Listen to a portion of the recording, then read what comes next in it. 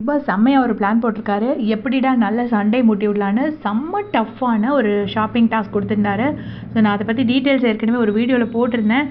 பார்க்காதவங்க போய் செக் பண்ணி பாருங்கள். அதில் ஃபஸ்ட்டு ரவுண்டில் வந்துட்டு முத்துக்குமரனும் தர்ஷிகாவும் போனாங்க. ஒரு ஒரு பொண்ணோட முகத்தில் கண், மூக்கு, காது, வாய் எல்லாத்தையும் கரெக்டாக மேக்னெட் வச்சு ஒட்ட வைக்கணும். அதுதான் பண்ணுறது டாஸ்க்கு.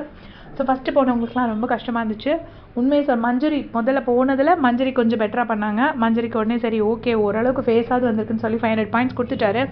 அப்புறமா ஜாக்லினும் ரயானும் போனாங்க. 2 பேரும் உண்மையிலே ரயன் ஒரு செம்ம டாஸ்க் பீஸ்ட்டு. நான் போகிறப்பே நினச்சேன் ரயன் பண்ணுவார் அப்படின்னு. ரயனும் நல்லா பண்ணியிருந்தாங்க. ஒரு 85% சூப்பராக பண்ணியிருந்தாரு. ஜாக்லின் ஒரு 75% நல்லா பண்ணியிருந்தாங்க. 2 பேத்துக்குமே அவர் வந்து 500 பாயிண்ட்ஸ் கொடுத்துட்டாரு.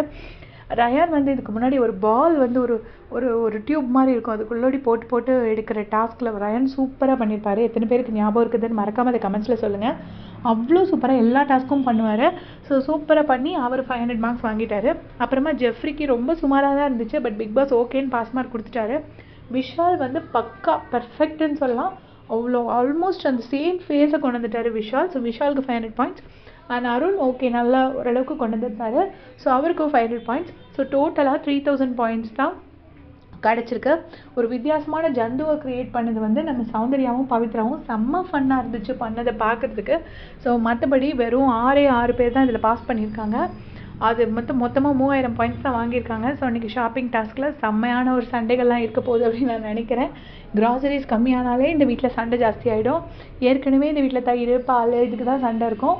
ஸோ இன்றைக்கி இந்த வீக் நமக்கு நிறைய சண்டைகள் எதிர்பார்க்கலாம் அப்படின்னு நான் நினைக்கிறேன். உங்களோட கமெண்ட் சொல்லுங்கள். தேங்க்ஸ் ஃபார் வாட்சிங்.